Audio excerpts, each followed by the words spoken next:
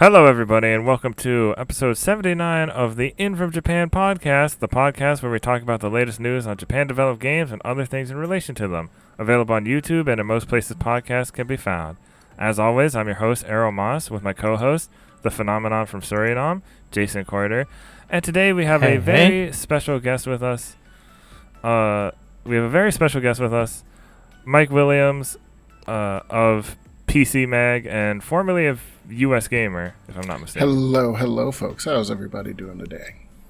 Hi, Mike. Thank you for joining us. Yeah. It's such a pleasure to have you because, I'm such a big fan of yours. Yeah.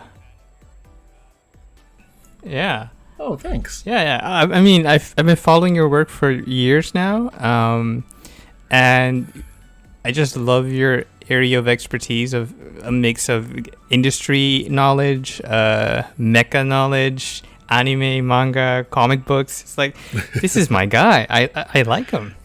Don't forget about tokusatsu. And tokusatsu. How could I forget?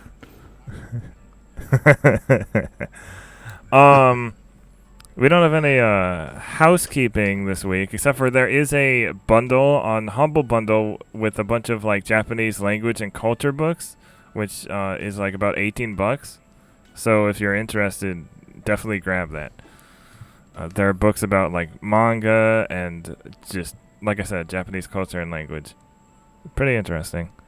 Moving on. Actually, before we say anything,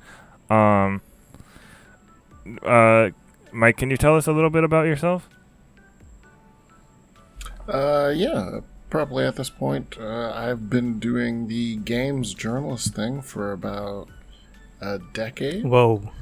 Mostly at US Gamer, but now at PC Mag. So, that's mostly me, and at the same time I've also moderated comic forums. I've worked at Otakon, which is an anime convention here, so I do a little bit of everything, but only one thing professionally.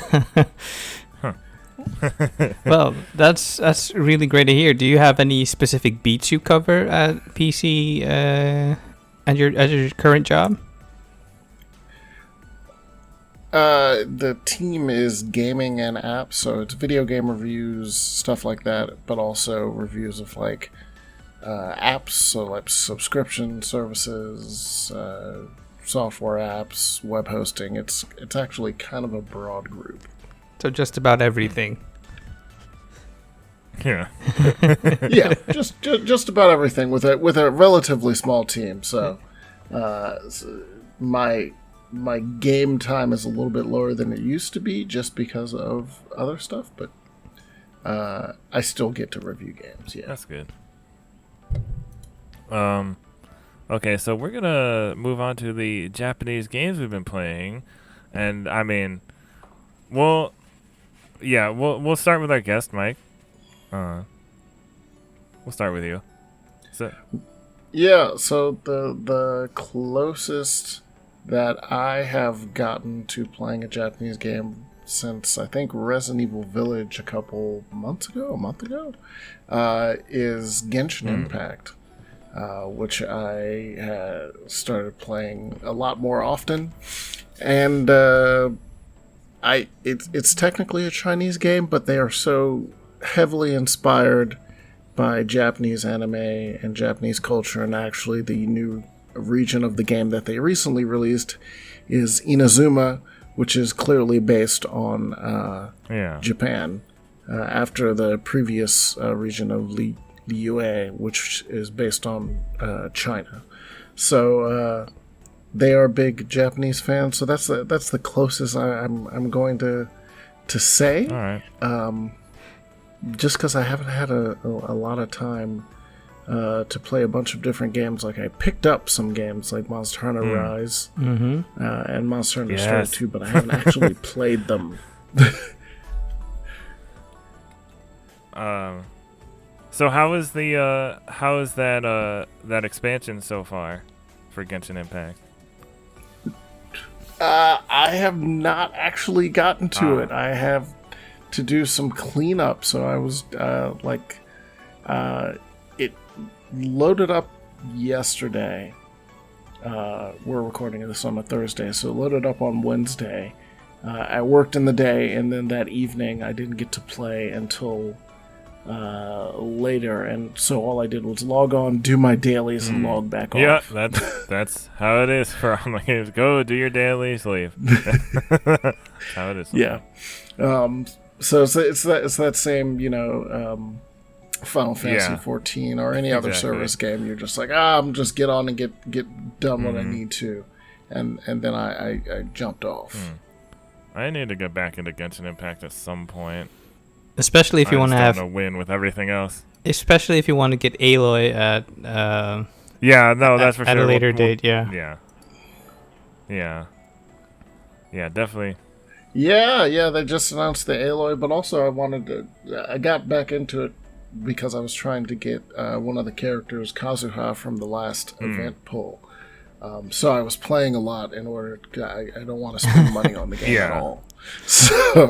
So I was doing what I can to like really get the currency, and in the end, I did not get Kazuha. Instead, I pulled Bennett like 5 that's times. Rough. So yeah, no, it was rough. Yeah, it was so rough. Alright, so I guess I'll go next. I have been mostly playing Monster Hunter Stories 2, Wings of Ruin. I have finished the main game. The final boss is kind of annoying. Because I don't know how much you care about spoilers of that nature, Mike, but I can... Okay. Oh, I don't at all. So, like, and maybe it'll help you when you get to it. But, like, so the final boss has, like, multiple phases, as JRPG final bosses do. And the last phase is, like, it's kind of like a time limit where it just keeps charging up this big attack that can take away at least 2 of your hearts. And that basically your 2, like in regular Monster Hunter, you got the 3 chances and then you're done. But I would always lose a heart to an attack in a prior phase, so that would always end up getting me. So what I did was I forgot if it was weapon or armor. Either my weapon or my armor gave me the absolute evasion skill, which I didn't realize pretty much can dodge anything. And that saved me because the attack did nothing. I dodged it, and then I beat the boss, and I was done with the story of the game. Yeah, because Stories 2 is meant to be a little bit on the lighter side of RPGs, kind of like what was that old Final Fantasy game? World of Final Fantasy. Yeah, I love that with one. The little chibi character. Yeah, Monster Hunter Stories 2, though, the final bosses are, like, no joke. Especially the secret bosses, like, the final bosses of the entire games are really hard. I have a while to go until I can get to that, though. So I've just been doing some post-game stuff, getting a few new monsters, doing some online co-op quests with random people to get some new eggs and level up a bit and gather items. It's just been... just kind of taking it easy now that I finally have the story done. And I think I'm going to probably get back to Scarlet Nexus next. I also played the tutorial of Pokemon Unite. And I'm not super into MOBAs, but that is the one game that maybe gets me to consider. Because I really like the mechanics of, like... Well, it's usually, like... It's a team mechanic like usual MOBAs, but your Pokemon that you choose like evolves as it attacks different wild Pokemon and Pokemon on the other team and gets points to score. So like, say you pick Charizard, it'll start as a Charmander, and I don't know. I think I just really like that mechanic. I haven't played that much of it though. It's pretty on par with other MOBAs. The only difference is you don't have cosmetic changes all that much. So there are a few costumes. Yeah. But it is it's free, free, right? and I believe it's Switch only. It's on Switch, Unless it's Switch PC, and mobile. If I'm not mistaken, on the PC front. Oh, okay. And it's, I didn't know it was on PC. It's under a gig of download size. Yeah, so it's pretty small. It's very small, so go ahead and enjoy that. I downloaded it, but I haven't started it yet because busy with. Well, I'll get into that in a bit, but yeah, I'm interested to see how it goes. Yeah. So, Jason, what have you been up to? Well, besides my full-time job, I have also had another job that is Assassin's Creed Valhalla, which I completed. So I finally had some time free to invest in Final Fantasy XIV. I just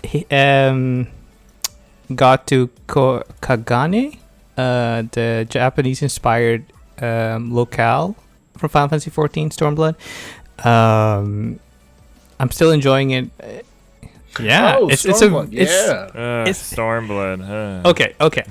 I know not everyone is a big fan of Stormblood, but I really like it so far. It's a very slow build on what's supposed to be a revolution brewing, and yeah, I just really like the political implications of kind of fighting for your birth country.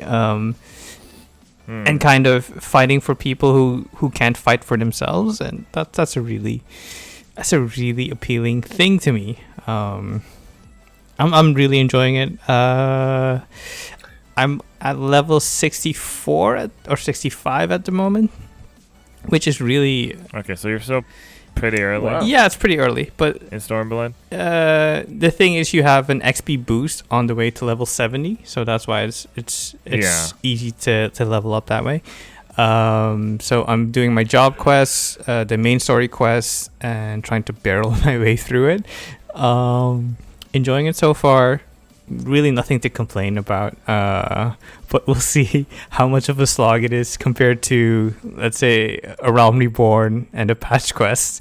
But so far, so good. Yeah. I mean, that should be easier, right? Didn't they level squish it? I don't know.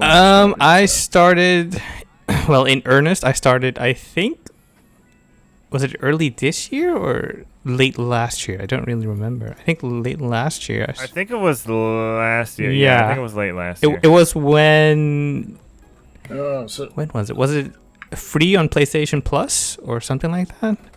So it was one of the free things. Yeah. So I grabbed. I don't remember that. what it was though. It didn't work for me because my main PlayStation account was locked out. I don't know why, but I digress.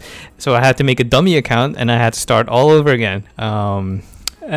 So that definitely took a while, especially A Realm Reborn. But yeah, they squished it a bit. A Realm Reborn is a bit leaner, but the patch quests or the post main story quests are very lengthy. And there's also that Crystal Tower bit that's mandatory now. So it's not as Yeah, you have to go back and run Crystal Tower just to exactly. That's the first time. Yeah. Now in retrospect, isn't that bad because it introduces you to a very beloved character. And I don't want to say too much, but you learn to appreciate the things that come later into the story. So I am thankful for that. Yeah. Right. What's funny is when I was doing that with the friends I play with, one of them is a huge fan of Final Fantasy III, so they absolutely loved doing all that. Yeah. Because they just didn't expect. They didn't expect the callbacks, or at least not of that magnitude. Yeah. All right, I think we're going to move on to the In From Japan J-List, recent video game-related entertainment news. First, we have Megaton Musashi anime begins airing October 1st. This is by Saruman for Gamatsu. Game release date still to be announced. The Megaton Musashi anime will airing on October 1st in Japan, the latest issue of Weekly Jump reveals. Megaton Musashi is the newest cross-media franchise from Yokai Watch developer Level 5. A game is also planned for PS5, PS4, and Switch. So mech anime. Yeah. By Level 5, so we'll see how that goes. Although they did make, Yeah.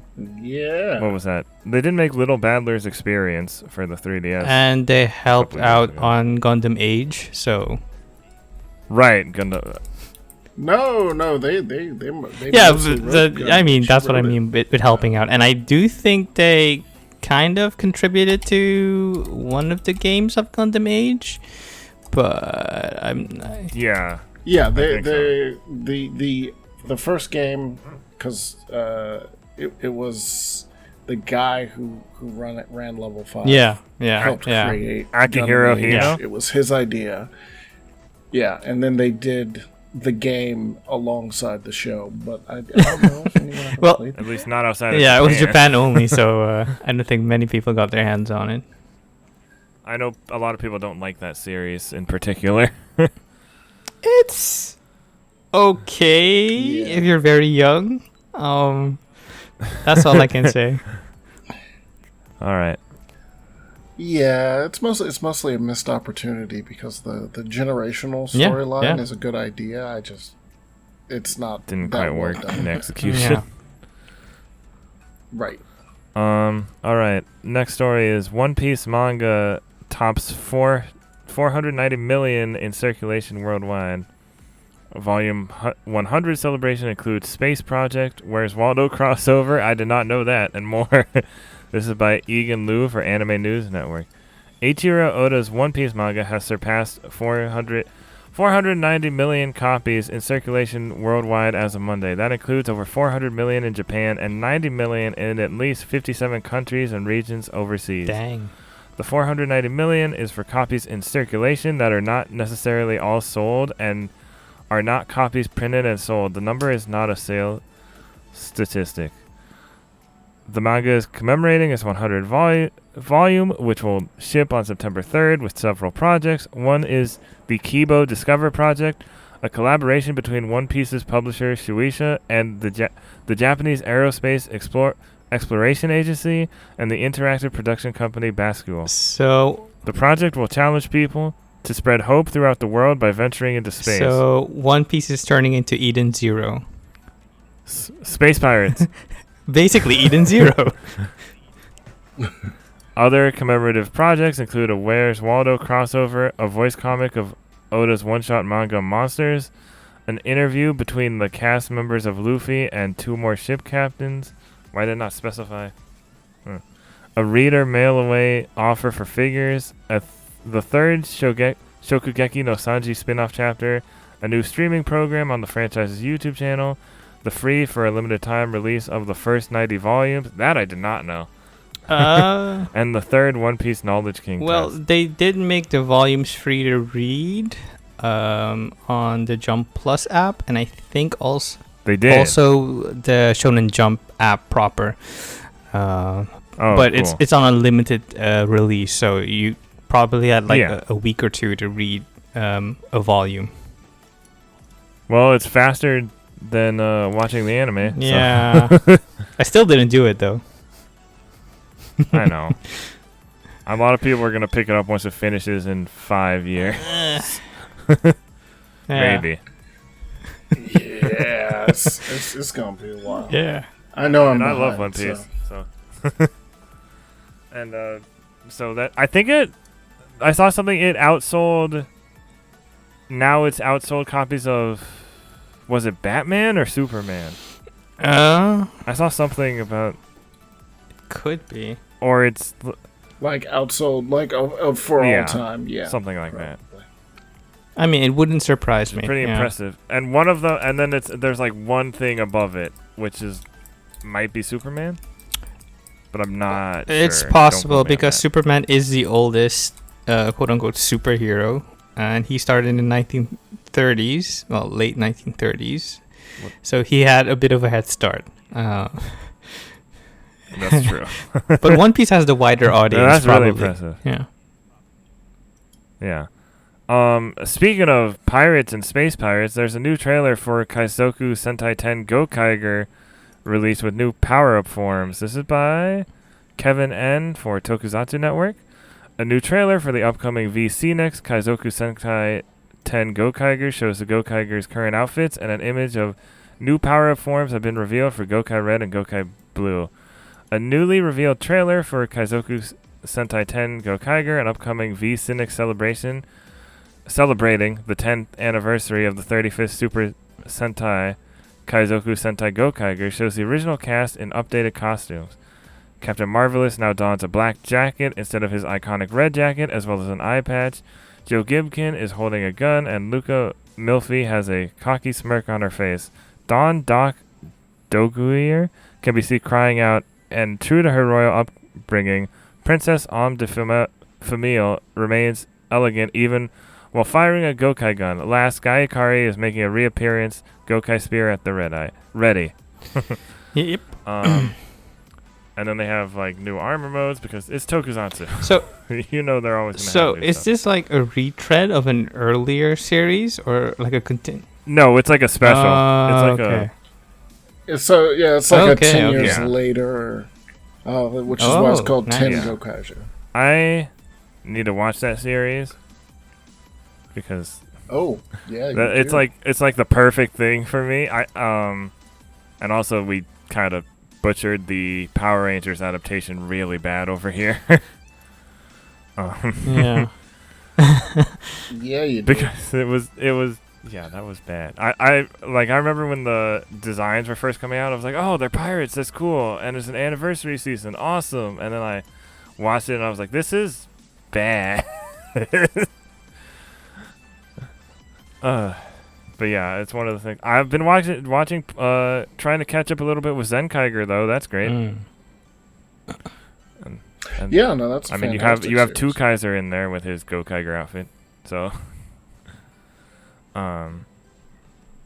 yeah. So I'm excited to see a little 10-year anniversary thing. That's nice that they're doing that. Next up, Pacific Rim.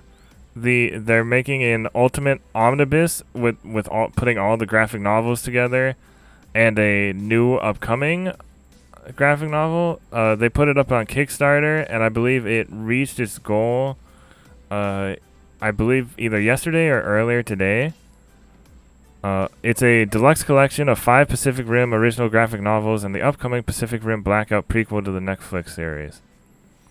And I love all Pacific Rim stuff, which not a lot of people do. They watch the first movie and they're like, no, everything else is bad. And I'm like, I like all of it. It's fine.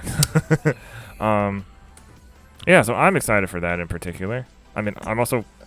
I have yet to watch Uprising. No, wait. No.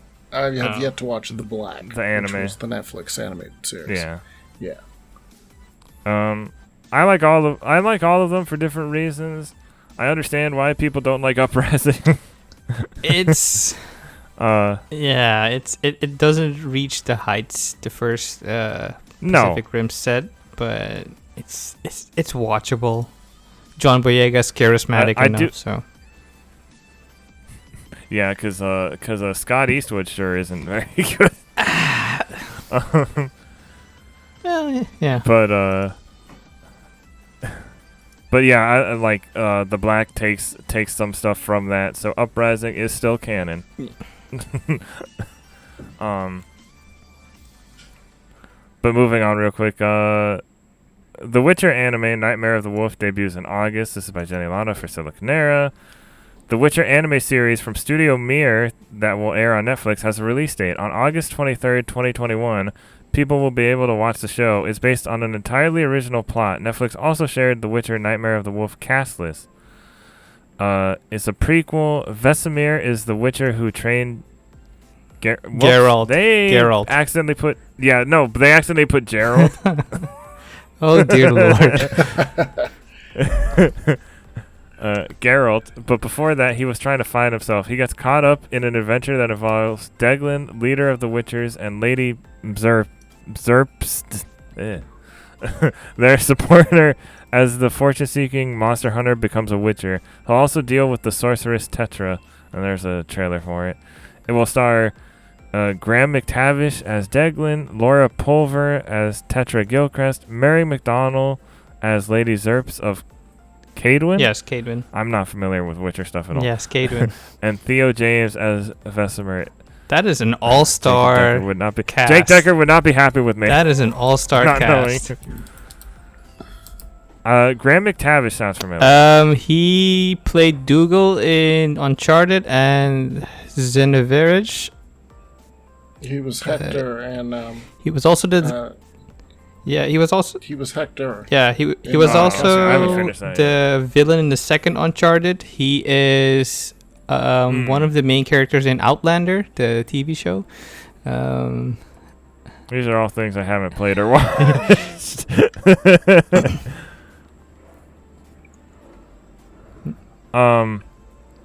All right, moving on to recommended content other than news from the past week listed out, links in the description. We have Winds of a New Beginning, a Pokemon Gold and Silver retrospective by Josh Nichols over at Retroware.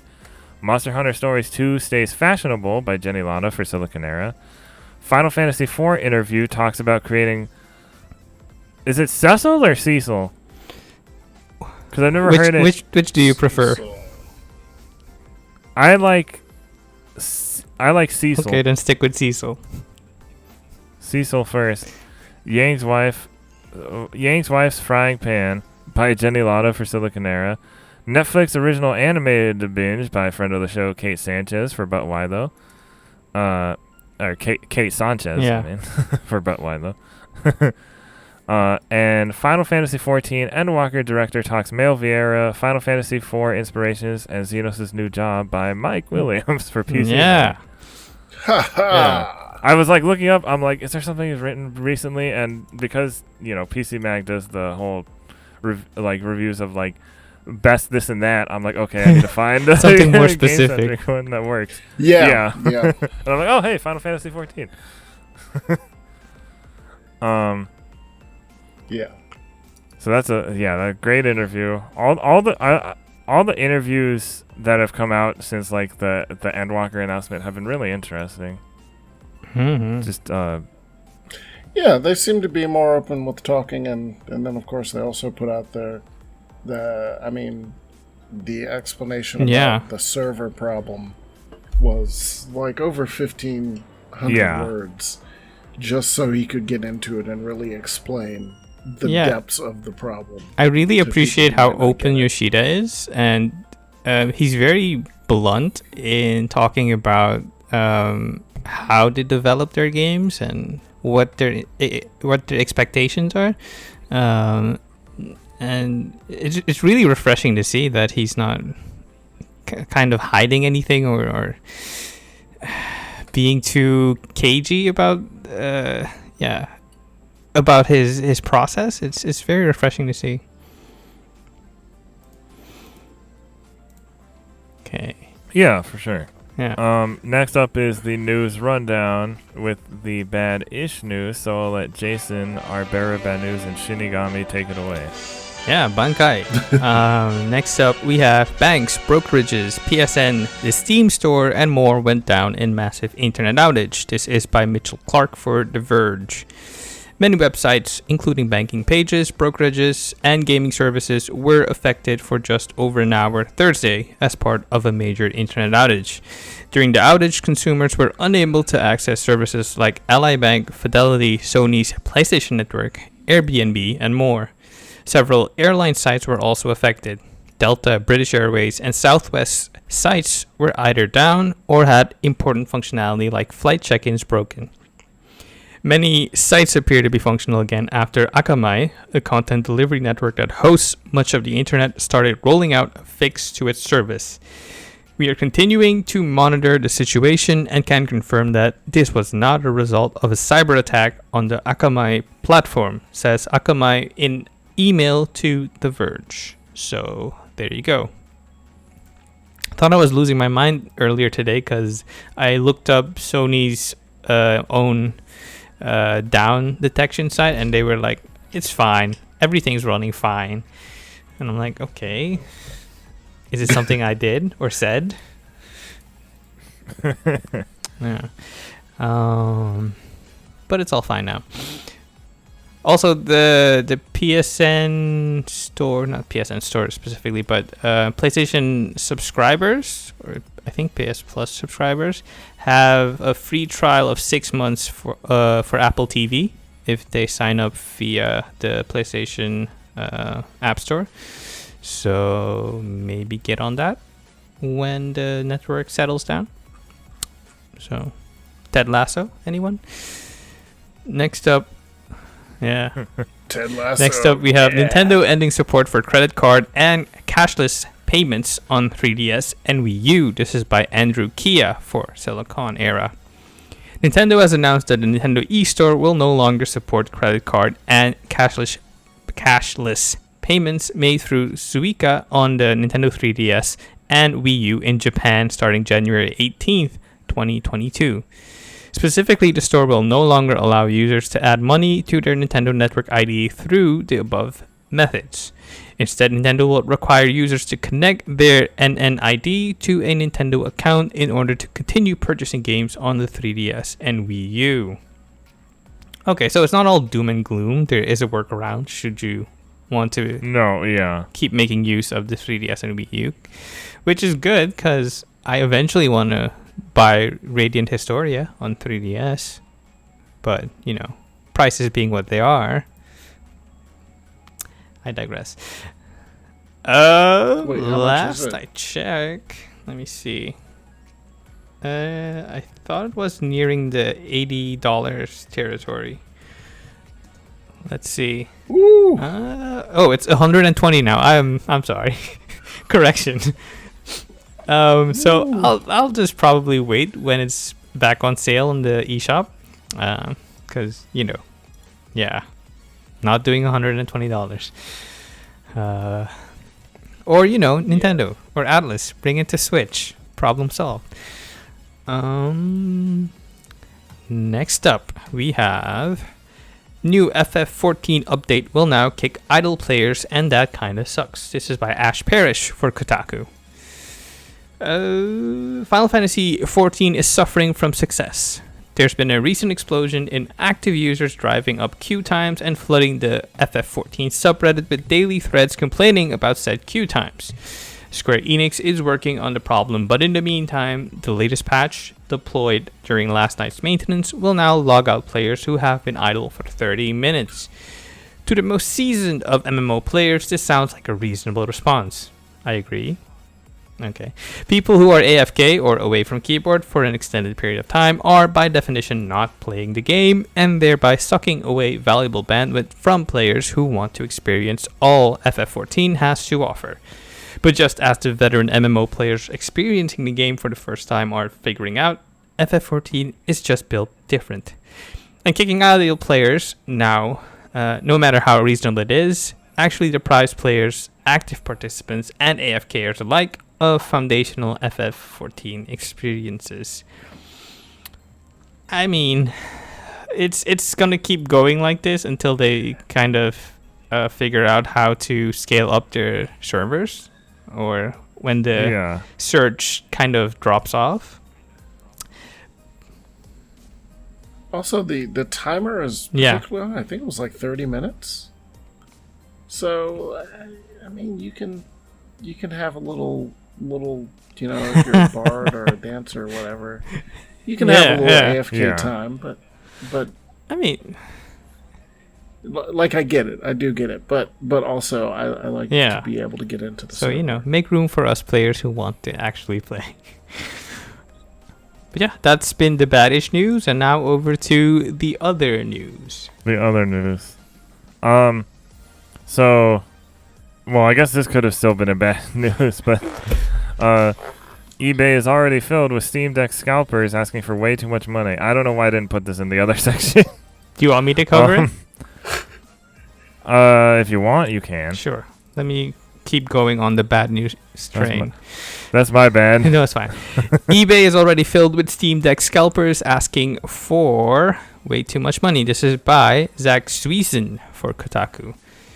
Valve's recently announced handheld PC, the Switch-like Steam Deck, isn't out yet, but folks can pre-register for an opportunity to buy it at a later date, and some scalpers are already trying to flip these registrations for hundreds of dollars.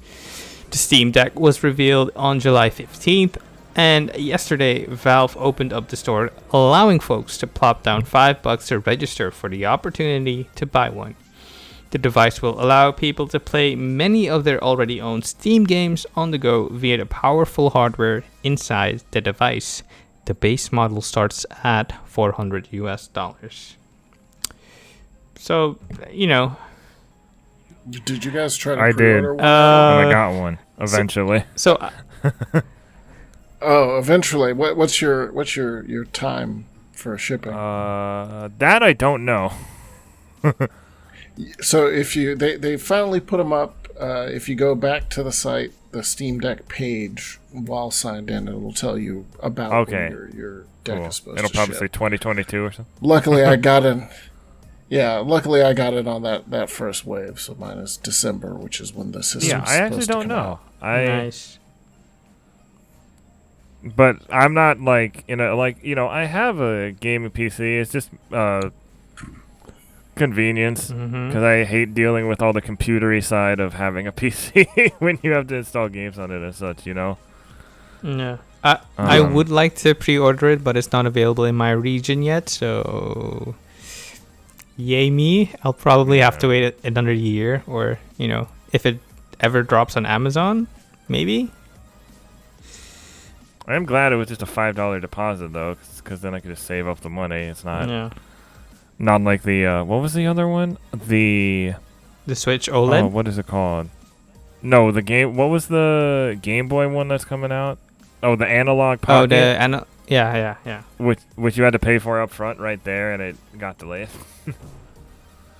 But that's because of, the chip shortage and such. Yeah. So. It's unfortunate. Scalpers always seem to happen. We really need to figure out a way to prevent all this. Yeah. Well said. Yeah, mine is 2022, which quarter 1 2022 it's like, okay, well, it comes out in December. Oh, whatever. Yeah, that's fine. That's probably the next spot afterwards. Yeah. I'd rather be able to get it than have not been able to reserve it because of all the problems that were happening with your Steam account isn't old enough, and I'm like, I made this years ago. Oh, really? Yeah, a lot of people were having that problem. People who had Steam account for over a decade were like, yeah, I keep getting this notification and it makes no sense.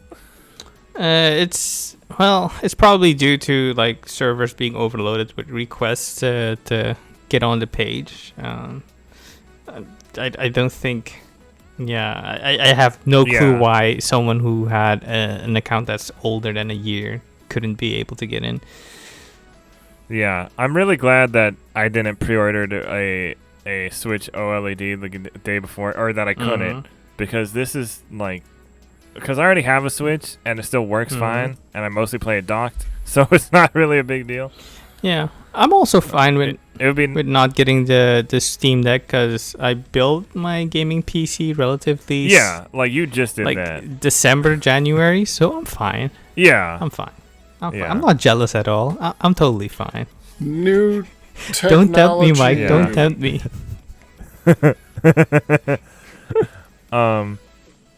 Next up, former Nintendo boss Reggie Fils-Aimé confirms he's writing a book.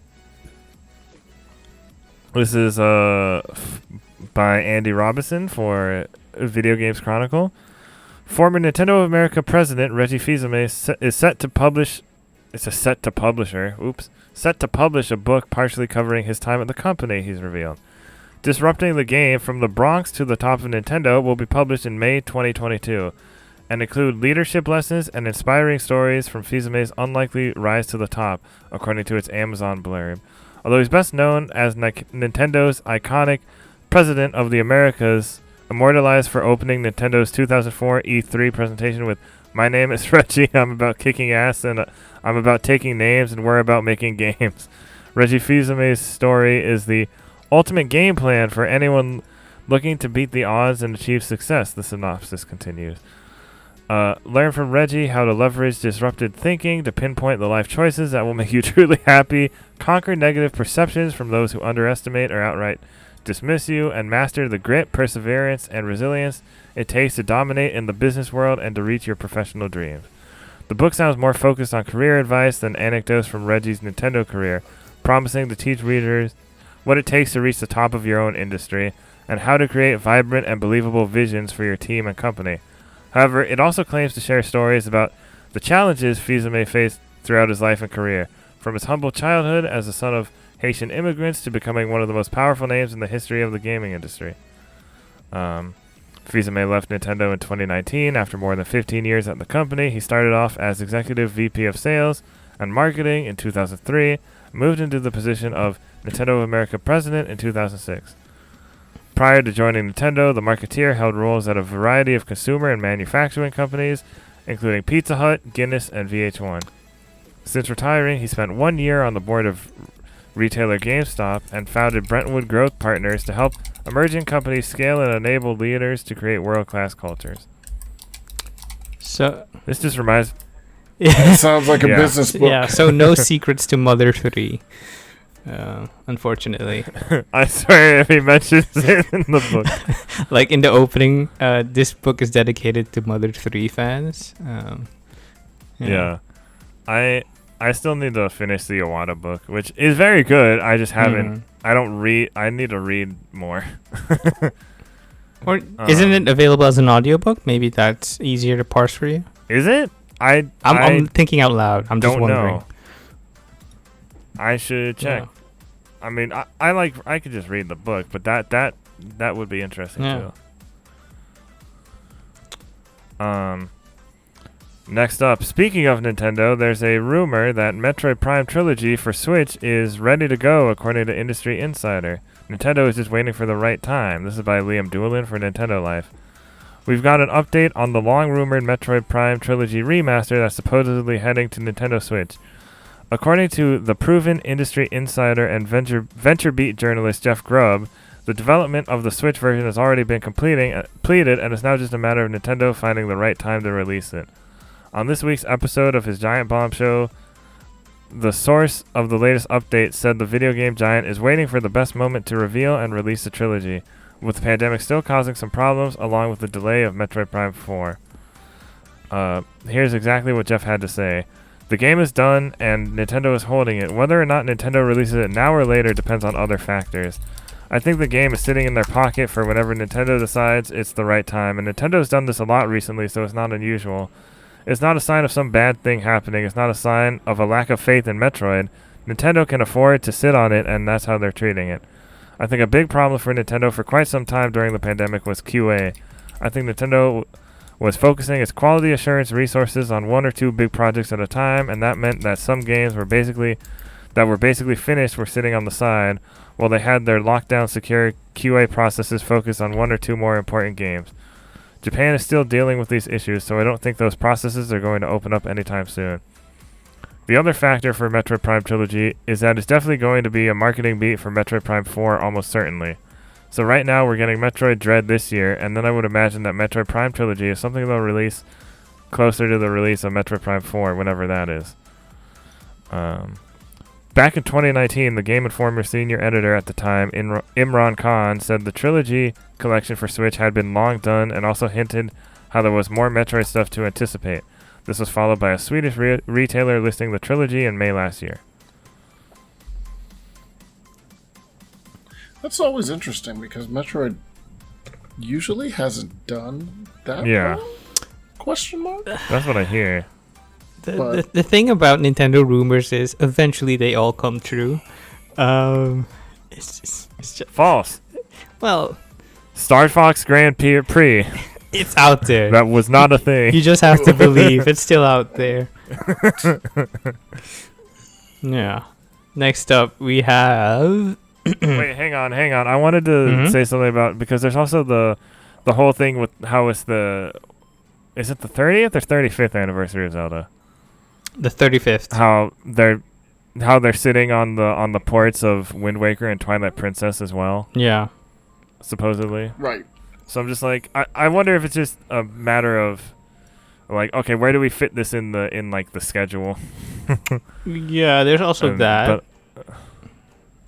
But I think we discussed it last week on the episode where we said that's probably that they don't want to pull away focus from Skyward Sword with the other quote unquote more beloved Zelda entries.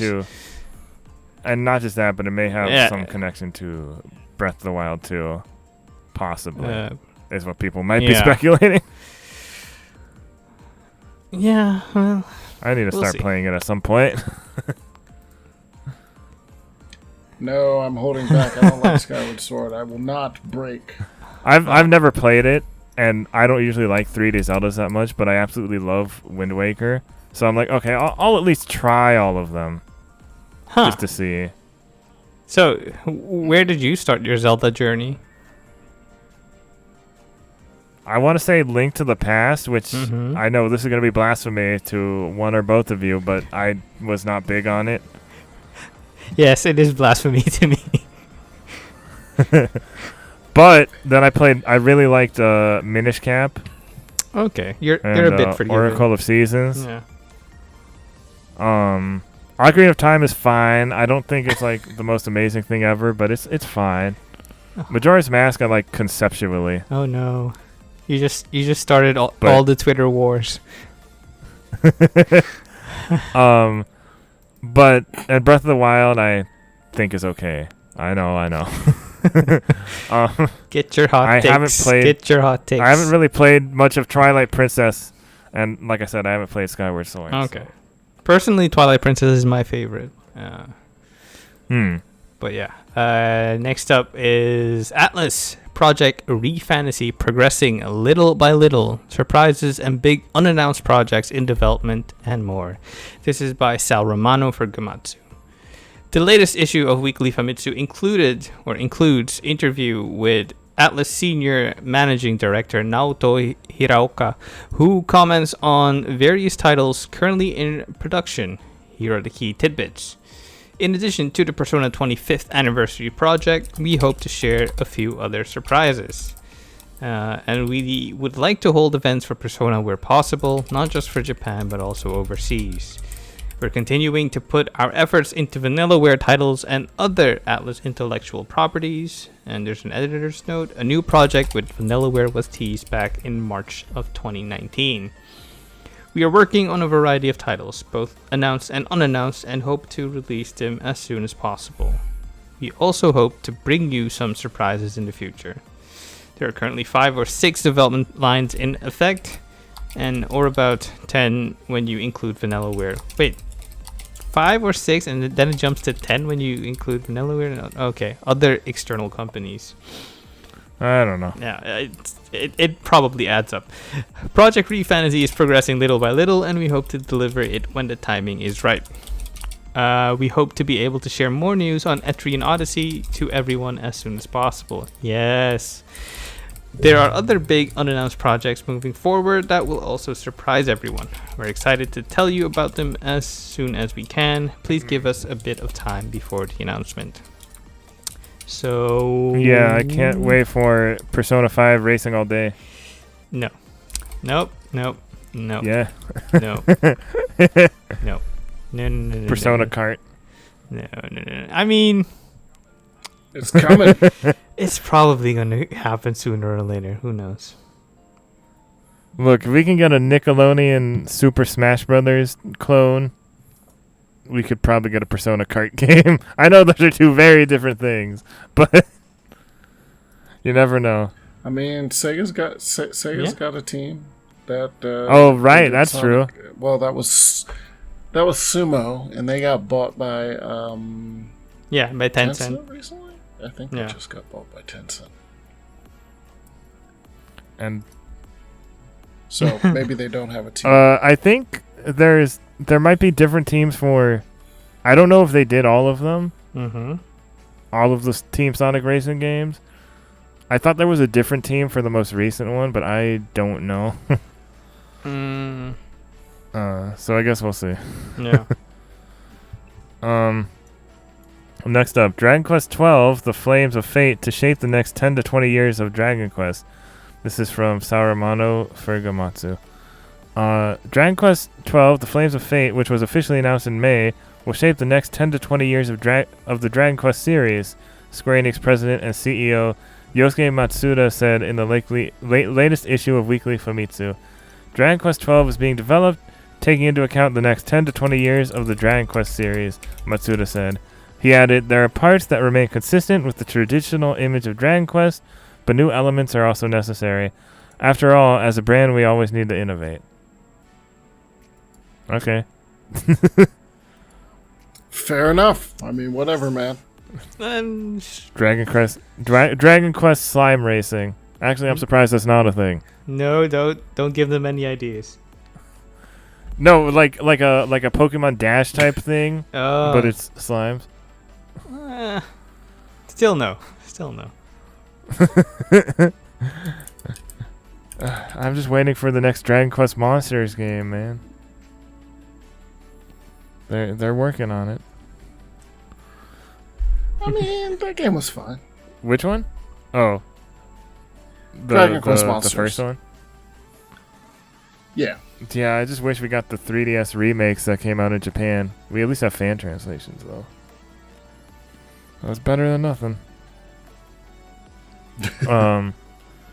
Next up, Square Enix accidentally sells Neo: The World Ends With You 10 days early.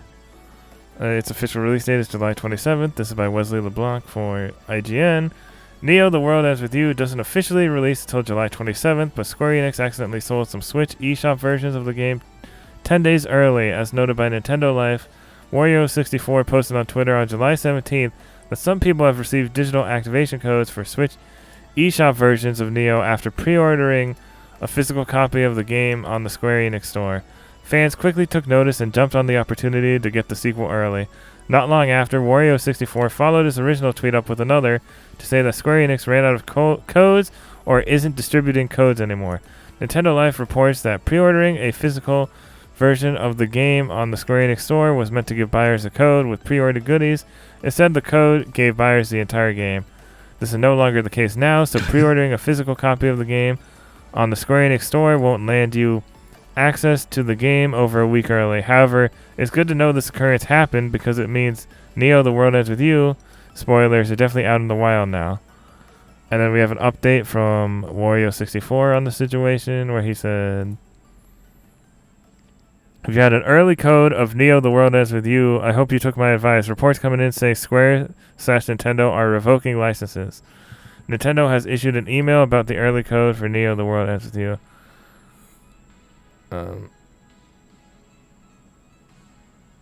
Yeah, so they would revoke the license. If Square Enix found out that you... Yeah.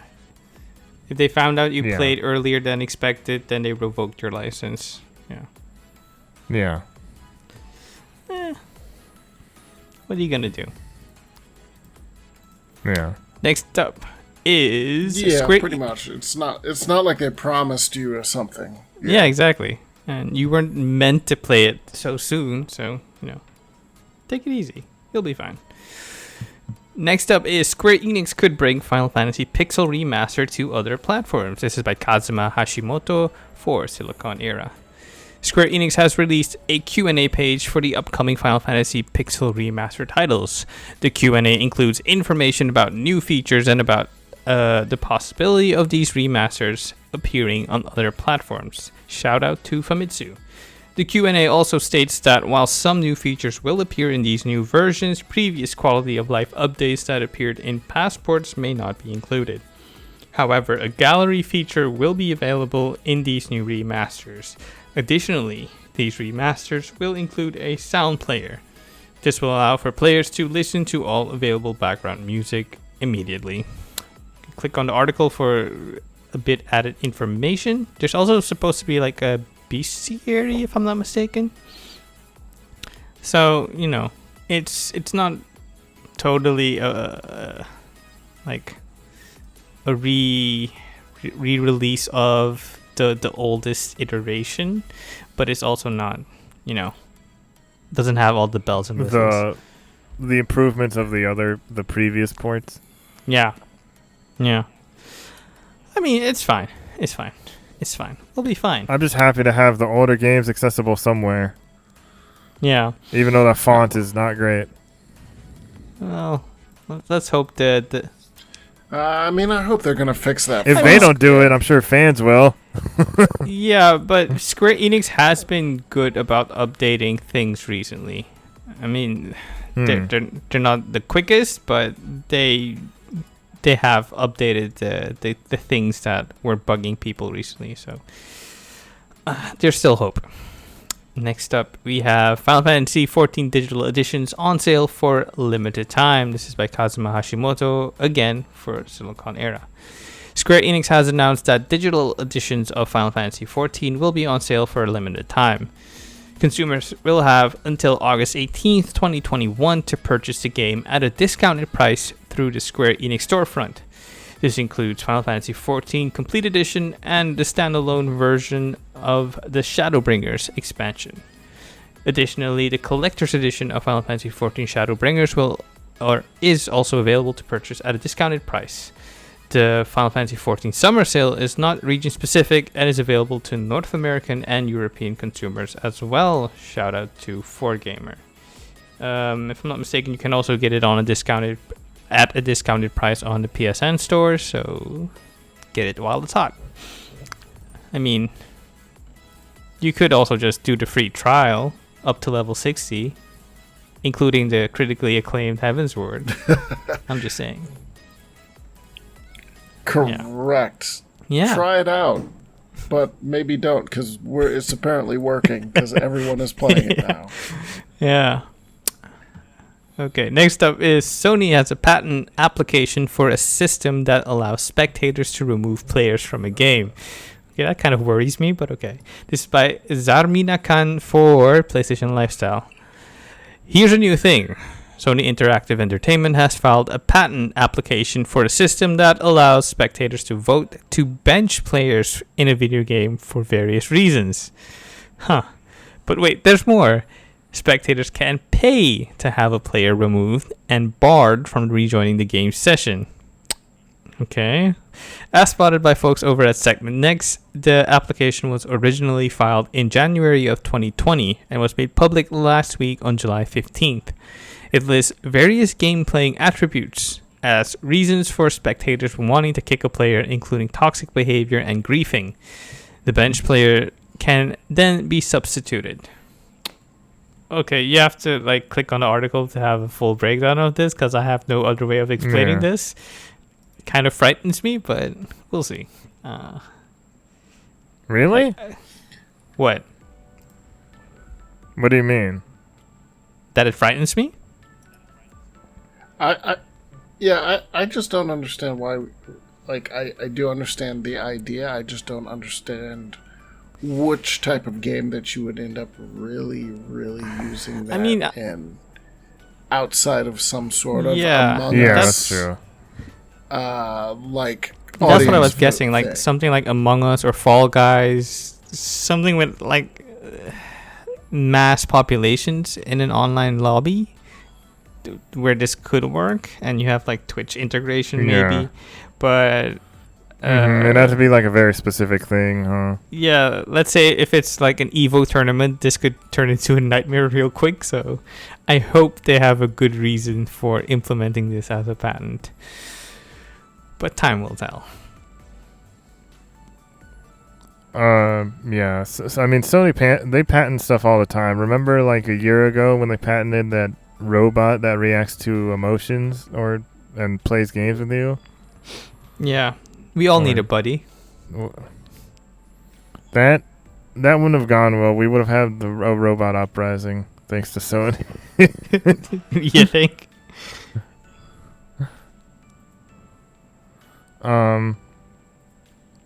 Next up, Metal Dogs Metal Max spin-off will enter early access this summer. This is by Jenni Lada for Siliconera once again.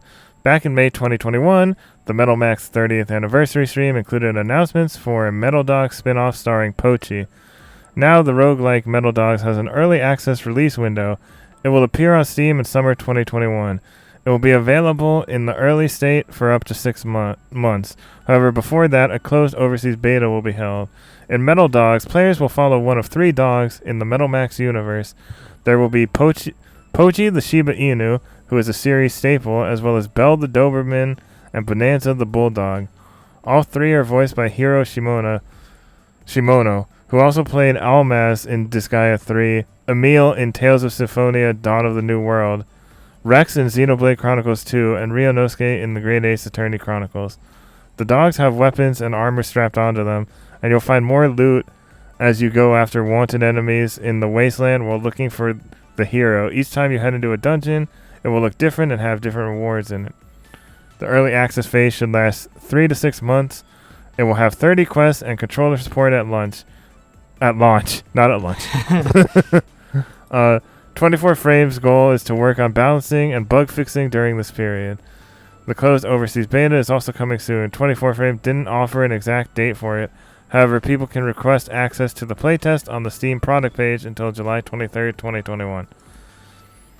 I'm not that into Metal Max, but roguelike with dogs with weapons, it sounds interesting. Yeah, Shiba Inu with a cannon attached to it. I don't know anything. I don't know anything. It's a about very the property at niche all. series that I'm surprised they're even localizing at this point. Well, they localized it already. This is just like a re-release or an updated version of the PS Vita The Metal Max, yeah. PS4 port Yeah. or iteration. Uh-huh. Which, it's just very interesting. Just It's one of those JRPGs that's so niche, I never see anybody talking about it. I'm like, well, they're still making them, so Yeah. must have some fan base somewhere. Next up, we have Monster Hunter Rise adding Wanoger Palamute and new sunglasses event quest. This is by Andrew Kia for Siliconera. Capcom has announced that it will be adding a sunglasses event quest and a special Wanoger Palamute to Monster Hunter Rise on July 23rd, 2021. Additionally, it has also added a new Heart of a Hero event quest that pits hunters against both the Tigrex and Diablos, awarding players with 10 new hunter titles upon completion. An upcoming event quest titled An Icy Blade So Bright will be a Hunter Rank 8 quest that will task players with hunting down a Gosharag. After completing the quest, participating hunters will receive materials to craft new sunglasses called the Shadow Shades. Like previous event quests that have awarded players with new gear, hunters will likely have to run the quest multiple times to get the proper amount of ingredients to craft them. The second, a new Palamute named Wanoger, features green fur that resembles its namesake, Xenoger. The Palamute was designed by the dev team and features skills such as Attack Up, Critical Up, and Element Attack Up. The Palamute will be available from July 23rd, 2021, and can be acquired through the Hire a Special Buddy tab from Iori, the Buddy Handler, after downloading from Senri the Mailman. Finally, the new event quest is a Hunter Rank 8 quest situated in the arenas. It will require ample dodging and caution as players must battle against both the Tigrex and Diablos at the same time. Titled Heart of a Hero, players will receive... Oh, wait. Did you say that twice? No, that's 2 different quests. Like the previous arena event quest, hunters can take advantage of wyvern riding and damage dealt between monsters to quickly dispatch one enemy. Additionally, hunters can also use the arena fence to temporarily separate the 2 monsters to make fighting easier. Funny thing is that this Palamute, so you can get Palamutes as the first DLC monster in Monster Hunter Stories 2. Mm-hmm. And funnily enough, there are in Stories 2 there are Palamutes of different elements. Mm-hmm. And the electric one, which is green, it looks like this Wanoger Palamute. Mm. Because they all have like slightly different appearances and different colors. Okay. Are you going to try to get this? So you can get a match set. I might try to do it. I don't know. I haven't been in like Monster Hunter proper in a while. Okay. So maybe. But speaking of Monster Hunter Stories 2, Monster Hunter Stories 2 Wings of Ruin shipments and digital sales top 1 million. Launched for Switch and PC on July 9th. This is by Saruman for Gamatsu. Total shipments and digital sales for Monster Hunter Stories 2 Wings of Ruin have surpassed 1 million units worldwide, Capcom announced. Monster Hunter Stories 2 Wings of Ruin launched for Switch and PC via Steam on July 9th worldwide. And then there's an overview of the game. I'm very happy about this, as our fans probably know. Mm-hmm. And hopefully we can get a third one then. I'm half convinced you bought the million copies. Look, I only bought one copy on PC and one copy on Switch, okay? I mean, And all the amiibo. I wouldn't doubt it, but okay. What do you think of this, Mike? I mean, I'm down. I'm absolutely ready for it. It's time.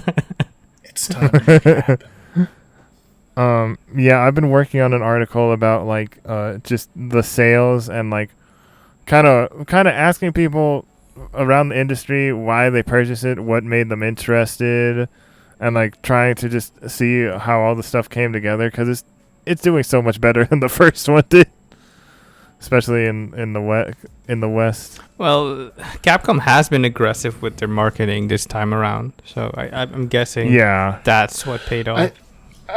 Yeah, it's that, and also when it came out on Switch, there was like nothing else around more or less, it. Yeah. Like that was the big the big Switch game for the month, other than Mario Golf. Yeah, it was Mario Golf was the last one, I believe. Yeah, and thanks to Monster Hunter World and Monster Hunter Rise, I'd guess more so World. Yeah, the fan base has grown exponentially in comparison to when Monster Hunter Stories 1 first came out. So yeah. Like, I have some friends who like they just have they have some friends that are into the main Monster Hunter series, and they're not really into Monster Hunter or turn-based games. But then Stories 2 was like that sweet spot that they actually really enjoy it. And I'm like, that's really interesting. Well, it's all turning up Millhouse for Erroll this year. Yes, it is. What's the next game that I'm going to show for and not shut up about? It's probably going to be Dragon Quest Monsters when they drop new info, but that's not going to be for a while. I can't think of anything else that would strike your fancy.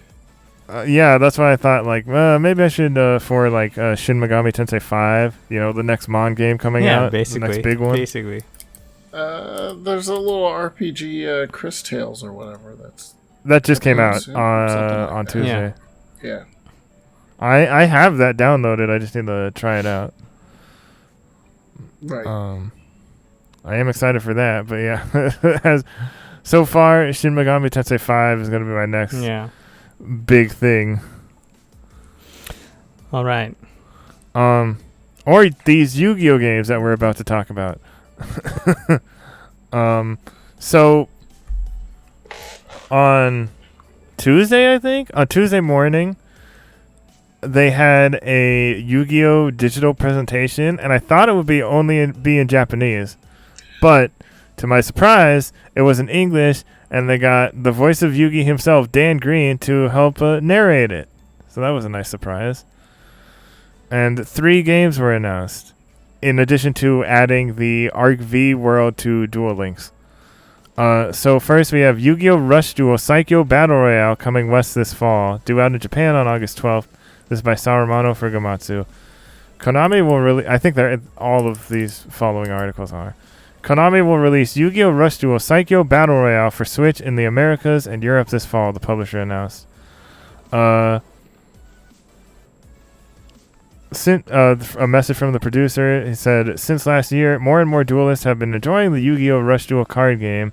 The features of this game is that you can easily turn the tables through multiple draws and summons. You can play Rush Duel digitally with the upcoming game Yu-Gi-Oh! Rush Duel Psycho Battle Royale, and through this game you can learn the rules of Rush Duel. If you become confident with your Rush Duel skills, you can collect cards digitally to build your own deck and challenge your friends, or even duelists around the world. We believe that those who want to play card games casually will also enjoy this game. We're hoping that this will be a new entry point for all ages, from new players learning to play card games to older players looking for a new fun way to play Yu-Gi-Oh! Yu-Gi-Oh! Rush Duel Psycho Battle Royale is due out for Switch on August 12th in Japan. A demo is also available, so if you can read Japanese, you can play that demo. We were just talking about this game a few weeks ago, huh, Yeah. Jason? Where I think we were wondering if it was coming to the West, I think. Yeah, because the anime has not been dubbed yet, as far as we know. But if it's I'm guessing it's in the process of being dubbed. Yeah. If it's coming that soon. And lo and behold, they announced 3 games coming to the West. Yeah, are you a Yu-Gi-Oh fan at all, Mike? Or I am not. I am completely Aw. out of Yu-Gi-Oh. were you into like Magic, or Briefly into Magic, but not. Yeah, so like me, I was yeah, briefly into so Magic. And I am into many other things, but my big hole is tabletop and card games Yeah. and all that stuff. I grew up with Yu-Gi-Oh, so I've been a big fan of it for a long time. You know, back when like Pokemon and Yu-Gi-Oh and Digimon were all like airing around the same time. Yeah. Right. Next up, Yu-Gi-Oh! Master Duel announced for PS5, Xbox Series, PS4, Xbox One, Switch, PC, iOS, and Android. Whew. Play using the master rules of the Yu-Gi-Oh! Card game. This is by Saruman Frikamatsu. Konami has announced Yu-Gi-Oh! Master Duel for PS5, Xbox Series, PS4, Xbox One, Switch, PC via Steam, iOS, and Android. A release date was not announced. Message from the producer. Hello everyone, I'm Kenichi Kataoka, senior producer at Konami Digital Entertainment. It was announced last year, but only in name. As the name suggests, Yu-Gi-Oh! Master Duel is a game that can be played using the master rules of the Yu-Gi-Oh! Official card game and trading card game.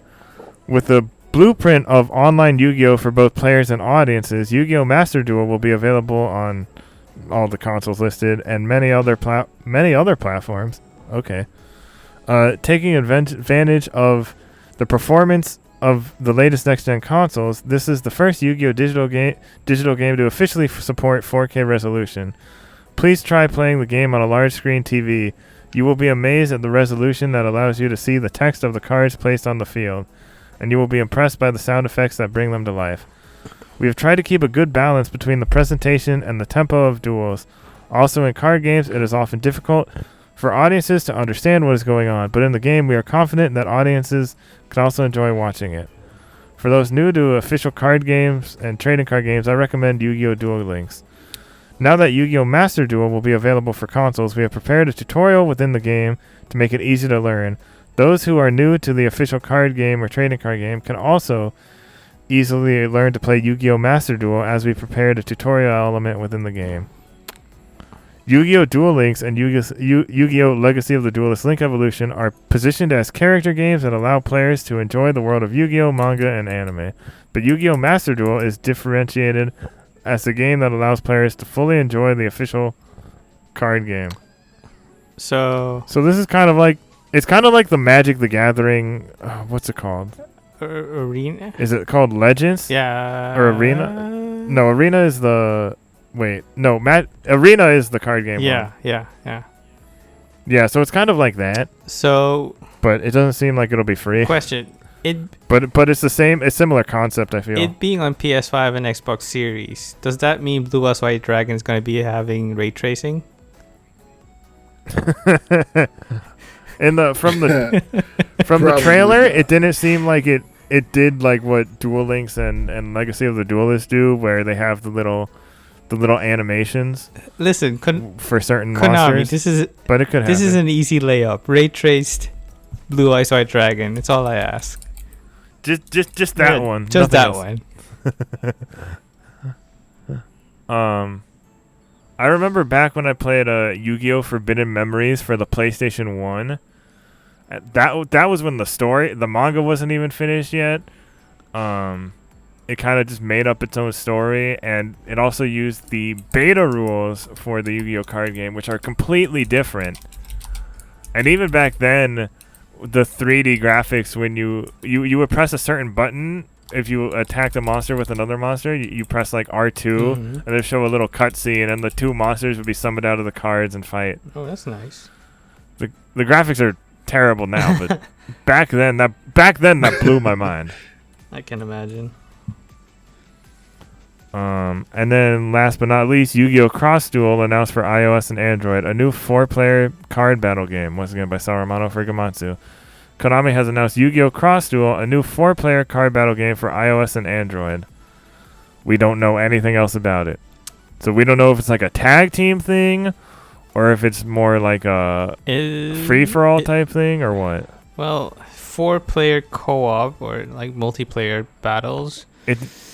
Yeah, we don't know which. I don't know. Yu-Gi-Oh! has... I don't know if they've done it in the games, but the anime and manga have dealt with both. Yeah. I mean, we'll see soon enough.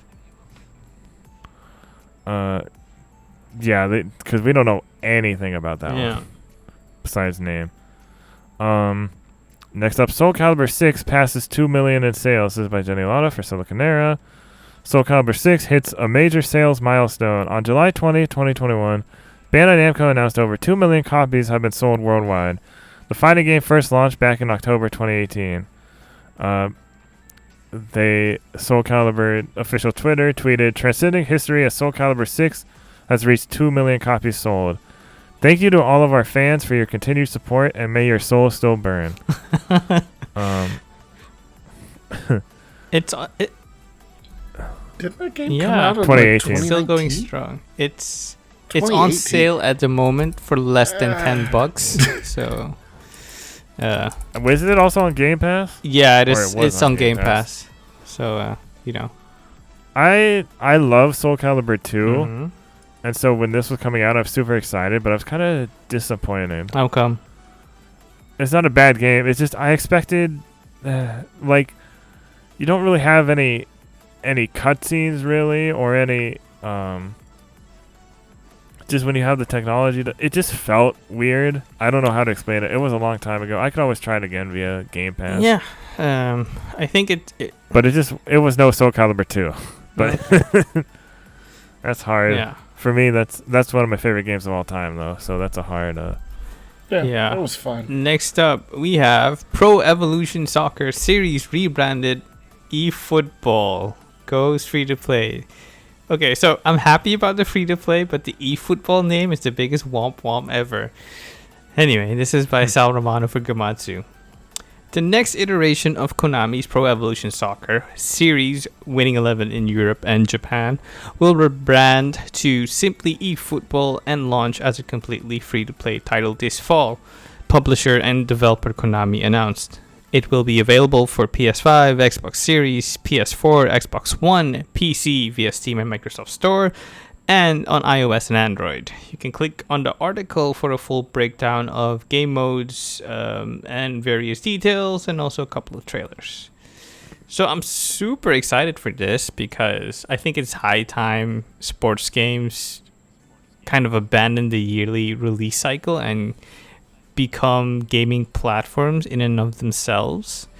Because what we're doing at the moment is paying $60 to $70 for a roster refresh, which is absurd. And yeah, I'm happy Konami is taking the first step towards this. The name could have been better, but I digress. I've always thought that Pro Evolution had better animations and mechanics in comparison to FIFA, but I'm also in the minority on this. But yeah, I'm happy. Hopefully EA looks at this and starts getting ideas, because this could be a good thing. All right.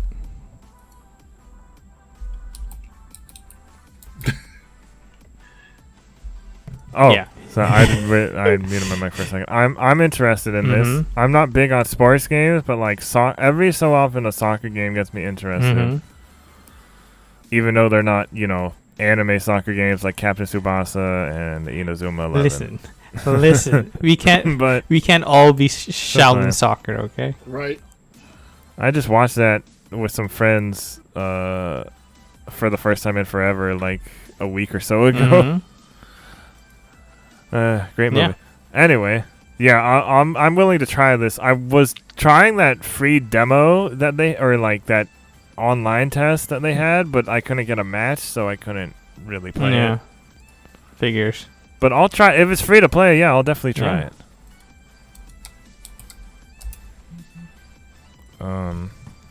Last but not least, story in other news is Genshin Impact getting Aloy from Horizon Zero Dawn as a free character. This is by Jenni Lada for Siliconera.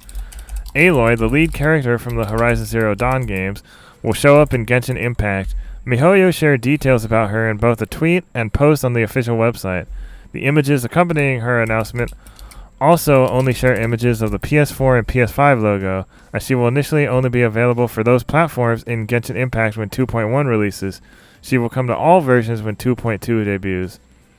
Here's the tweet announcing her. It notes that the Nora Huntress and Savior from Another World will be a cryo-type character. The art also shows her wielding her trademark bow, suggesting she will be an archer. There's no footage of her in action yet, but there is official art showing how she will look in Genshin Impact. MiHoYo also separately announced that she will be a 5-star character. The website's details offers a synopsis of the adventures Aloy experienced in Horizon Zero Dawn before heading to Genshin Impact. There are spoilers there for people who haven't played the original game. However, at the end, the description noted Aloy has now come to Teyvat. I thought it was Teviat. Is it yeah. Teyvat? In search of a new challenge. As for how to get Aloy, she will be free for everyone. People playing on a PS4 or PS5 will get her for free after the 2.1 update. People playing her on other devices who are over AR20 will get her at 2.2. This is interesting. Kind of random that like it's a character like specifically Aloy from Horizon Zero Dawn. Well, I think it's because in the West at least, Genshin Impact has such a big audience on the PlayStation systems. So this makes sense to me at least. Yeah, and if you missed what's her name? Ganyu, then this is your chance to get a cryo archer. I just wonder what this means for the future of, like, could there be like guests? Like, are they gonna put some of those robots in there as guest enemies, or like, will there be more future guest characters? And like, I mean, that's a good bet. Probably, if you look at like Fortnite and all of its guest characters, I'm sure probably Genshin Impact is doing probably that kind of business. Yeah. And everyone wants to get I wouldn't be surprised to see Lara Croft becoming an archer in Genshin Impact, or who else would kind of like more of a supernatural bent to them as a character. Who could be good? That's a good question. yeah, that's why I'm like, Like, because Aloy still seems a little out of place to me. yeah, but specifically, there's enough sci-fi-ness to kind of yeah, make, I'm not saying yeah. Ah, man, I gotta keep thinking on this. This could. it's a hard yeah. I don't have any guesses to if they have future guest characters. I have no. Yeah. Yeah, so I just looked at the Sensor Tower chop charts, and Genshin Impact is like the number 2 top grossing game on iPhone. So yeah, everyone's just trying to get in on that action. All right. Well, yeah. We didn't really have a main topic planned for this episode, so I thought it would be nice to just ask our guest about like his career in games media and such. So basically, just want to ask like kind of your career path, how you got your start, that kind of stuff. So I already had a day job when I started working for. It was at the time Industry Gamers, and so I was writing news on the side there while they were paying me, but while I was having a full salaried day job. And then when they got acquired by Gamer Network, then after that, I was working for gamesindustry.biz, and then Gamer Network decided it was going to launch US Gamer, so I came on to help found that.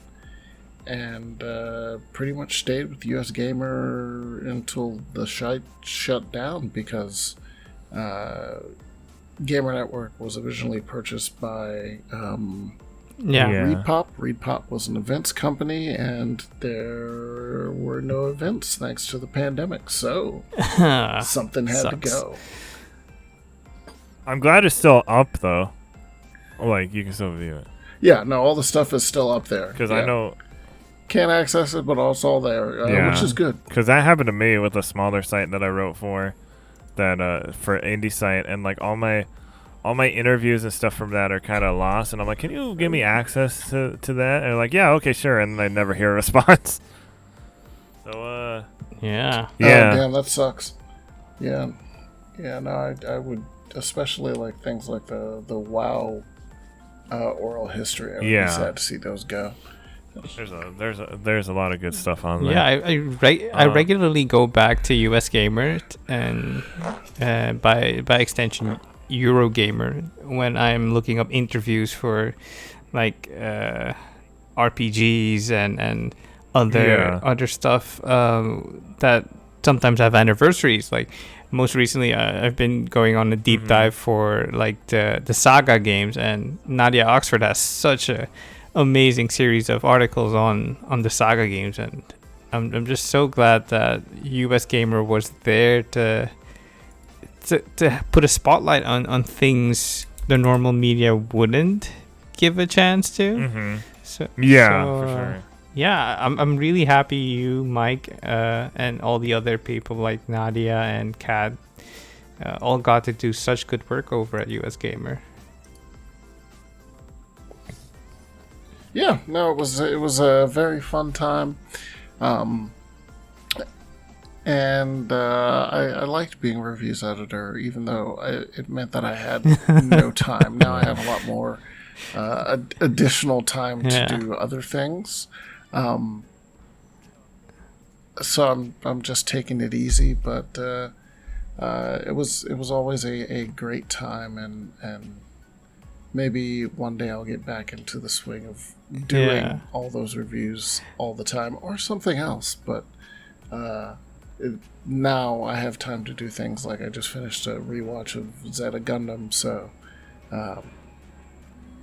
like in the old review days, I would rarely have time to do that, or I'd be reviewing a game while watching something else. I mean, it's tough because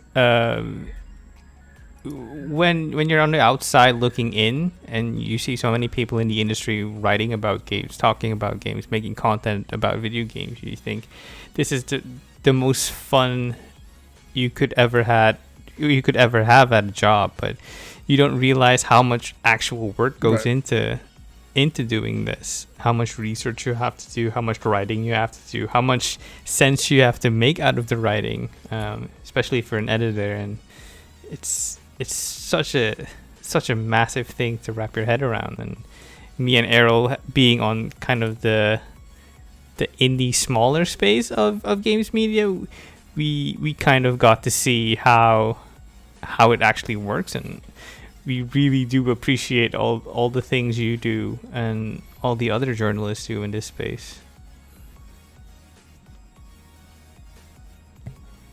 Well, I mean, thank you, because it's a lot of I'll call it good nonsense, fun nonsense. Sometimes,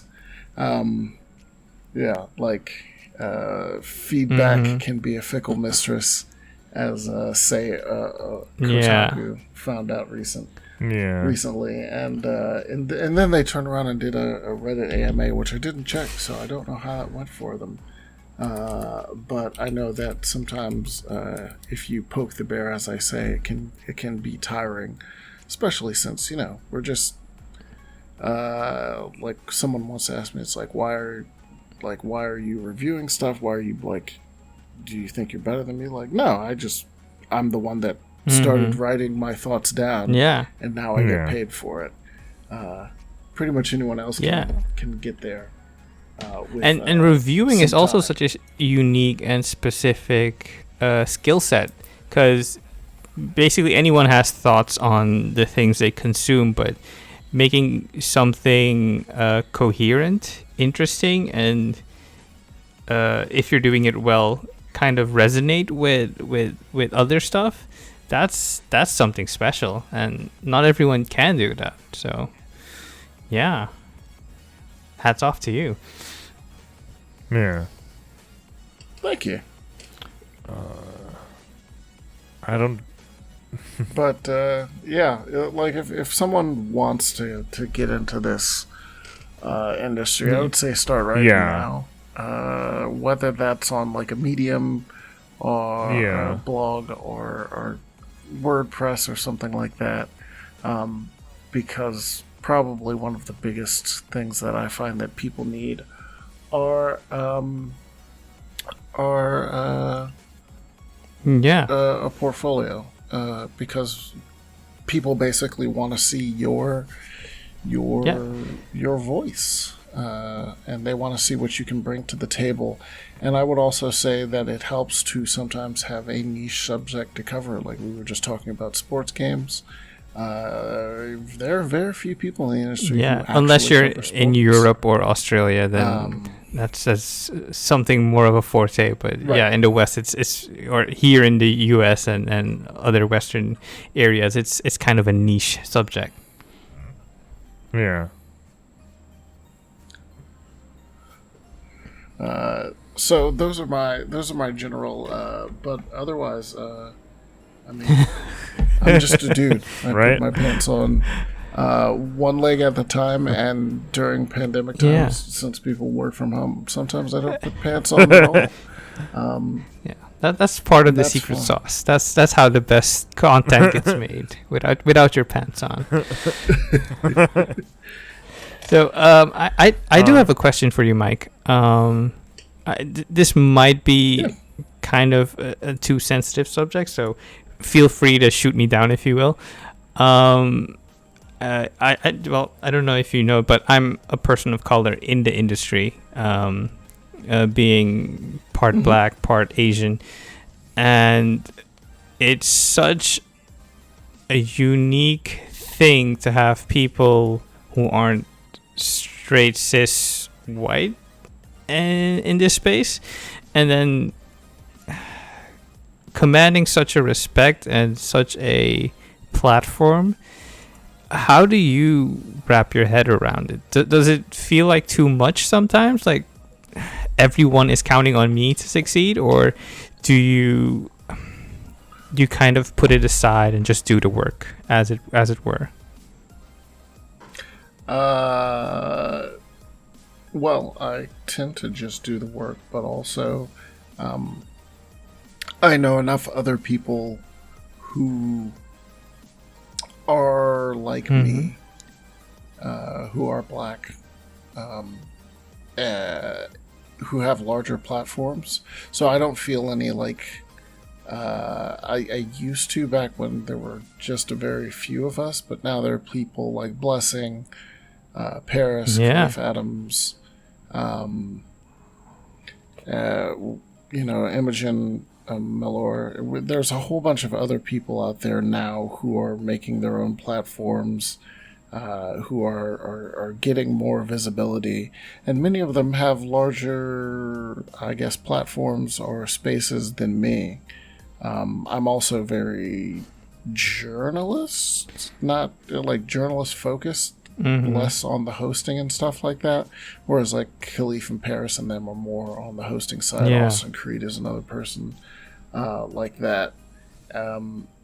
So it's less of a draw on me, but I can see some people having that issue. Like if you were the first gay person in the space, or you're the first Asian person in the space, or rather rare. But for me specifically, no. And then a lot of the sites that are out there are starting to become more diverse. Like IGN recently picked up Kat Bailey, who is gay, and She works alongside our former US Gamer compatriot Matt Kim, who is Asian American, and Rebecca Valentine. So you're starting to see these mastheads start to reflect the reality of the world a little bit more. So there's less of this feeling that you're the only person that has to take all of this on. It's a wonderful feeling because it's something you're not really aware of when you just play the video games, but then you start to think about all the things outside of just the hobby, like the politics of the developers and publishers, of the companies they run, the people they employ, and how the stories impact the audience. It's starting to sink in, especially I think the last 2 years for me, especially starting to sink in that, hey, I'm a person of color. I can actually do something with that knowledge, with that backing, with all of that culture. And I don't have to adhere to what has been the standard all along. I can give an opinion where it wasn't present in the past, and I do think that's such a welcome change, and it's great to see. Mm-hmm. Yeah, and it's very important also to write like yourself, because that is ultimately the best thing that you can probably bring to the table. Your specific perspective and passions, because I find that people, when they are passionate about something, when they really care, that's when I tend to get better writing. Yeah, that's what I definitely have when I'm working on Erroll stuff, because he really loves Mon games and tokusatsu stuff. So I'm usually the person that gets to edit his work, and it just his passion and love. Yeah, and he totally eviscerates it. I mean, it's. I'm kidding. It's all with love for the form and the medium, because I just see the passion he has for these properties, and I just want that to shine through his words. And yeah, it's really good to have that and to work on that. So yeah. I was thinking about writing about, like, I don't know if, like, back when, was it Godzilla? Was it when Monster Hunter Rise came out?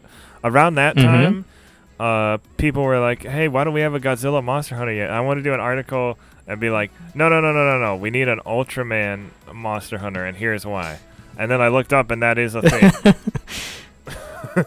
In Japan. Yeah. DS game.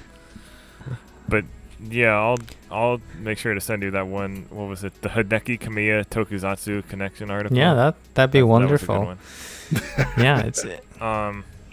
I wanted to ask you, because I was just, sitting back and listening to all that stuff you said that I think is very important to talk about that in our industry, and in all industries really, but specifically because we're in the video game industry and entertainment industry, it's important to talk about.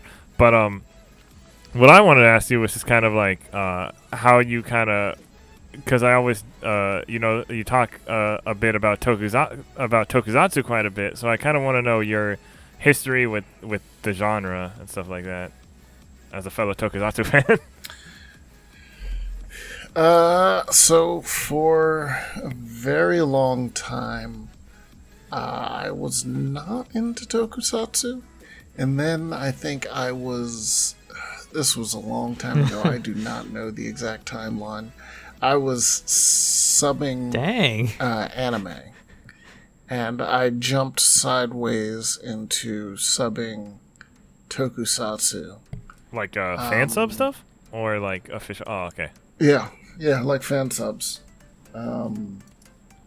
And I'm trying to think. It wasn't Blade. Was it Ryuki? It might. Oh, that's one of my favorites. I mean, no, I haven't seen Ryuki yet. Besides the first 2 episodes they put on YouTube on the official channel, but I've seen a bunch of the American adaptation, Dragon Knight. Yeah, so Blade was like 2004. I also subbed Grand Caesar, which was 2003. So it looks like early 2000s I moved into subbing tokusatsu, mostly Kamen Rider, but I also did Grand Caesar. So I worked with TV Nihon, famous or infamous subgroup. Probably from, looking at it, let me see, Ryuki until Den-O. So that's probably like 5 years, 6 years. So I worked on, if you look over on those old TV Nihon fan subs, Your Surrogate God, Fallen Icon, and Dang. Automatic Zen are all me. So that's how I got into tokusatsu on the regular basis. And that's also about when Garo started. Yes. I want to say Garo was 2005, the very first one. So yes, so I did a lot of Kamen Rider, but I also got into Garo, Grand Caesar, and occasionally Super Sentai. I find my issue with Super Sentai is I do not like the giant. I like mecha, but I do not like the giant robot fights of Super Sentai. I tend to like the on ground Sentai group fights more. Yeah, that makes sense. So Super Sentai, I'm more mixed on. Kyoryuger is one of my favorite. Gokaiger is one of my favorites. Die Ranger from some of the old ones. But then, yeah, from that era where I was working on that stuff, then I started moving backwards and watching a lot of older stuff, picking up stuff, and then Ultraman I actually just got into. So I had like known of it and I had watched stuff occasionally, but Ultraman Z, yeah, was free on. I think YouTube. it is again now. So that actually, yeah, they're re-airing it. But I was watching Zet weekly. Same. And I was like, oh, this is great. This is fantastic. So then I went back and started watching some of the older ones here and there. And then they recently, of course, did the Mill Creek, the sale for all of the Mill Creek sets that are out, even though they haven't done Tiga, Dinah, and Gaia yet. So I picked up a bunch of those. The ones that I cared about. So I went from Zet to Orb, and then to Geed. I love. I think it's Geed. Geed. But yeah, that's my favorite one. That's the one where I started getting more into Ultraman, because I watched, like, back in the day, I watched like the short-lived 4Kids dub of Ultraman Tiga. And then a little before that, Superhuman Samurai Cyber Squad, which was Gridman. Gridman. And then before that it was Power Rangers, because that was the big thing. Yeah, and I was a big Power Rangers fan as a kid to a point. Yeah. I think I dipped out probably around the Turbo era, and then jumped back in occasionally. I think a lot of watch people dipped out during the Turbo era. Like if I heard something interesting, like I'd be like, oh, whatever, SPD. Yeah. I'm like, oh, okay. I like Deca Ranger. I worked on that, so let's see how that turns out. And that's how I'd sort of check in on most of these. Do you know about the whole Toku HD subtitle mess? I've heard of it, but I have not particularly watched any of their stuff. So I have Mega Monster Battle, and the subtitles seem okay. There are a couple errors here and there, and I noticed Tokyo HD has it on their service. So I don't know if this because they didn't re-subtitle it or what's up with that. But it makes me a little worried about the upcoming Gridman one because the subtitles for that on Tokyo are god-awful. And even when they were airing it, the first 8 episodes on YouTube, they stopped on episode 8 because the subtitles they had were so bad.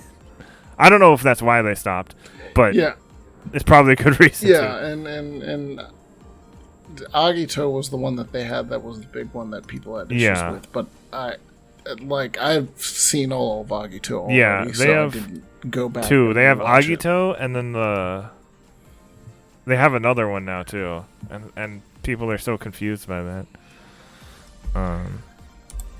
No, Kuga is on Shout Factory, thankfully. No, it's Toga. Yeah, it's Tokusatsu has been great. So, Mike, I was impressed before, but now that I heard you did fan subs, like, man, I bow down. That's some that's some top level stuff. Yeah, I did fan subs. That was a very long time ago. Mostly typesetting and editing. I also did. Did I do Naruto? I don't know. I worked for Anime Craze on the anime side. Were you the person who put all the swears in the fan sub? No. That might have been a different group. Although I was able to get A Craze to do Gundam Seed, that was probably my claim to fame because I really, I'm also been a long-time Gundam fan, so I was like, no, we need to do Gundam all right. Seed. So I need to ask you. I think like 2004. I need to ask you something about that then. How do you feel about G Gundam? Okay, fine. It's fine. Okay, that's all you needed. Not that it would have mattered. Not that it would have mattered if you didn't like it, because it's not for everyone because of stereotypes and all that. With the terrible design. And part of rewatching. Part of rewatching like Mobile Suit Gundam and Zeta Gundam. The reason I've been rewatching it is because I wanted to watch Hathaway Flash, but I live with someone who hadn't seen the originals, so it was time to rewatch all of that stuff. Is in the rewatch is noticing how much nonsense there is. There's so much nonsense in Zeta. It's so. Like I tweeted that the hangar on the Argama in Zeta is just like there's no security. People are just stealing these very huge machines of war like all the time. So yeah, there's just a ton of nonsense out there. So I'm sort of like looking at certain newer series and like being like, well, maybe they're not, they don't have as many problems. It's just, nostalgia was talking before. Yeah. So. I've been trying to get more into Gundam. I just last weekend, I watched the first Gundam 79 movie with some friends. I like the action-y parts, but the pacing felt a bit weird to me.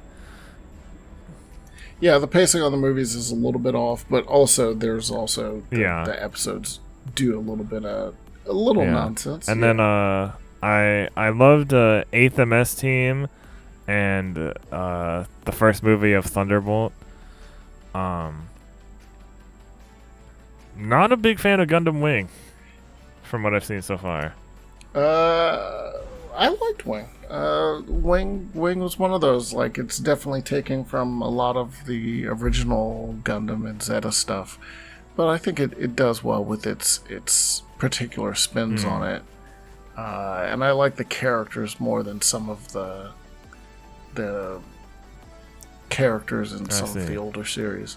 The next step probably is going to either be 8th MS Team, Gundam the Origin, or what was the last one? Yeah, Unicorn. Unicorn's really good. It's really hard sci-fi. Yeah. So that's going to be the next step in the rewatch, and eventually we will get to Hathaway, which is the, because it's on Netflix, and that's why I started all of this. Yeah.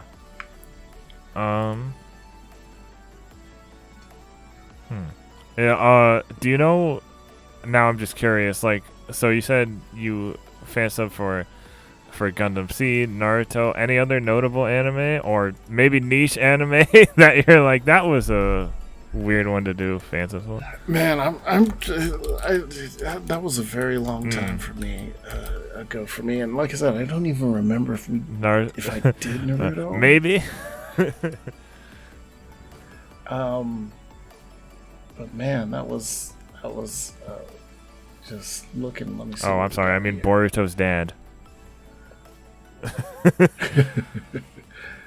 I feel like I briefly worked on, looking at this list, Seed, Last Exile,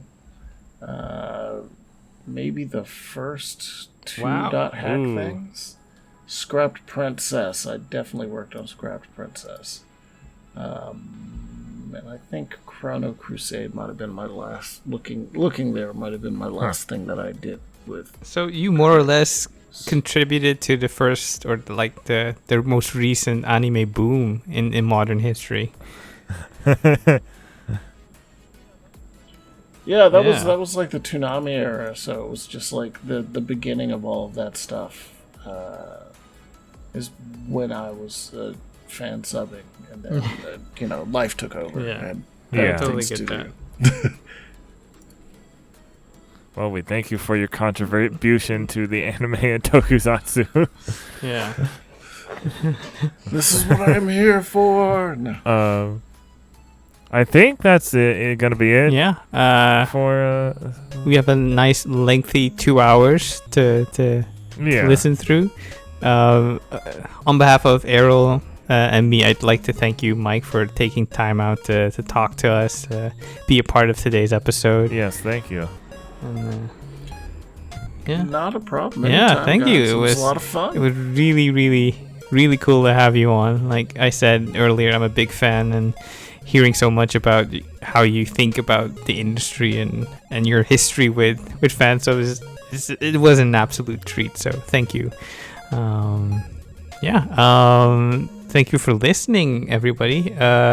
We'll be back next week. Yeah. Stay safe out there. Have fun.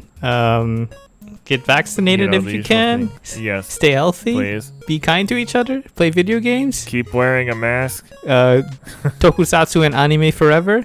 Yes. and tokusatsu anime, because that's a thing. And also, Mike, if you have any work to plug, or if you want to let the people know where they can find you. I'm just on PC Mag every single day, so look for me there, or you can find me on Twitter at Automatic. Well, you heard it here, folks. Thank you for Mike. Thank you for Erroll. Thank you for me, and we'll see you next time. Bye. Yep. Matane.